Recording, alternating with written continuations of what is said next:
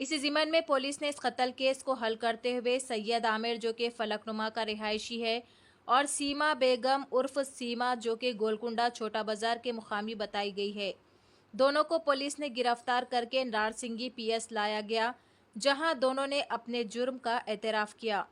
इसके बाद ये बात सामने आई कि सीमा बेगम जो कि शादीशुदा होने के बावजूद भी सैयद आमिर के साथ 2 साल से रिलेशनशिप में थी और इस दौरान मकतूल हिदायत अली भी सीमा तबस्सुम से मुसलसल कॉल करके तंग कर रहे थे कि वो उनके साथ भी रिश्ता कायम रखे, बल्कि मकतूल ने कहा कि वो सीमा से एक बार ज़रूर मिलना चाहेंगे।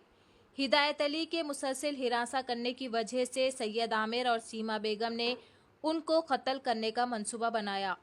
मंसूबे के तहत सीमा और हिदायत अली एक कॉलिस कार में ग्रीनलैंड वेंचर पहुंचे। सैयद आमिर भी उनके पीछे पीछे चाकू लेकर बाइक पर वहां पहुंच गया। वहां पहुंचकर दोनों के दरमियान झगड़ा शुरू हुआ। इसी तरतीब से सैयद आमिर ने मकतूल हिदायत अली पर चाकुओं से अंधाधुन वार करके कत्ल कर दिया और फिर दोनों मौके से फरार हो गए।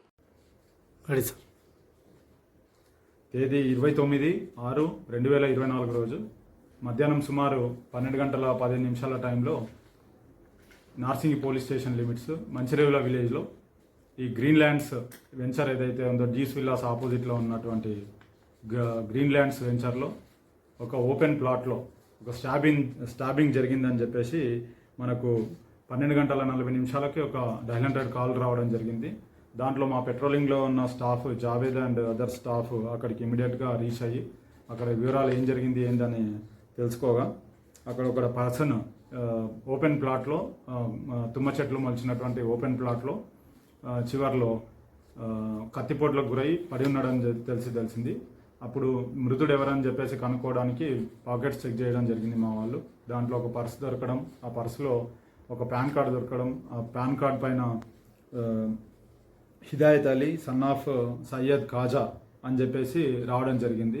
ఇమీడియట్గా మేము అక్కడికి సీన్కు రీచ్ అవ్వడము, తర్వాత అక్కడ ఉన్నటువంటి వెహికల్, తర్వాత టెక్నికల్ ఎవిడెన్స్ ద్వారా అక్యూజ్ల కోసం చేయడము, ఎఫ్ఐఆర్ చేసుకోవడము, అక్యూజ్ల కోసం వెతకడము, వాళ్ళ ఇన్ఫర్మేషన్ తీసుకోవడం జరిగింది.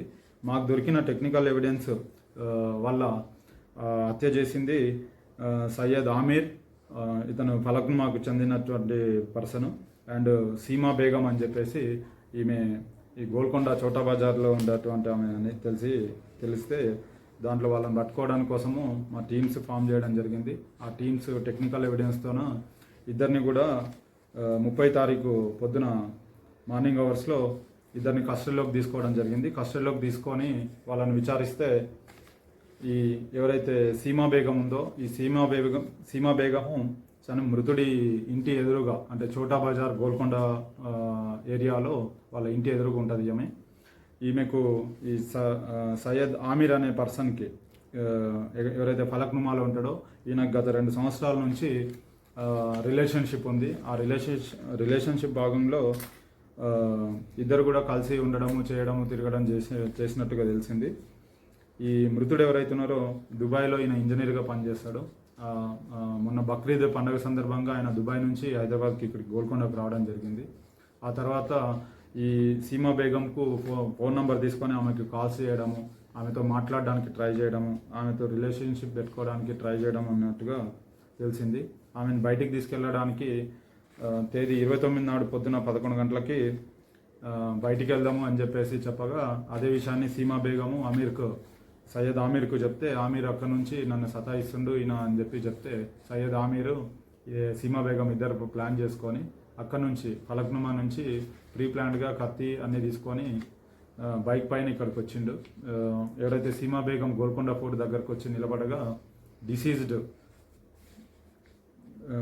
హిదాయత్ అలీ అతని కాలిస్ వాహనంని తీసుకొని గోల్కొండ ఫోర్ట్ రోడ్కి వచ్చి అక్కడ నుంచి సీమా బేగం ఎక్కించుకొని ఈ మంచిరేవుల విలేజ్కి ఎక్కడైతే మనకు హత్య జరిగిందో ఆ ప్లేస్కి వచ్చి అక్కడ ఉండగా ఈ ఎవరైతే అక్యూజ్డ్ ఉన్నాడో నిందితుడు సయ్యద్ ఆమీర్ వీళ్ళని ఫాలో అవుతూ వాళ్ళతో పాటు వెనకాల వచ్చి వీడియోగ్రఫీ చేయడానికి ప్రయత్నించడం, తర్వాత రోడ్డు మీద ఇద్దరికి ఆమీర్కు అండ్ హిదాయత్ అలీకి గొడవ జరగడం, గొడవ తర్వాత ఆయన్ని లోపలికి రా మాట్లాడదామని చెప్పి ప్లాన్గా తీసుకెళ్ళడము. ఆమె తీసుకెళ్ళిన తర్వాత అక్కడ మాట్లాడుతున్న సందర్భంలోనే కత్తి తీసి అతని మీద అటాక్ చేయడం జరిగింది. ఆయన పడిపోయిన తర్వాత కూడా అతన్ని కత్తితో దాడి చేసి చనిపోయే వరకు కూడా కత్తిపోట్లకు గురి చేసిండు. అది అయిన తర్వాత ఇమీడియట్గా బయటికి వచ్చి ఇద్దరు కూడా ఈ సయ్యద్ ఆమీర్ తెచ్చుకున్న బైక్ పైన పారిపోవడం జరిగింది. దీంట్లో ఇద్దరిని కూడా మేము చట్ట ప్రకారం ఈరోజు కోర్టులో ప్రొడ్యూస్ చేసి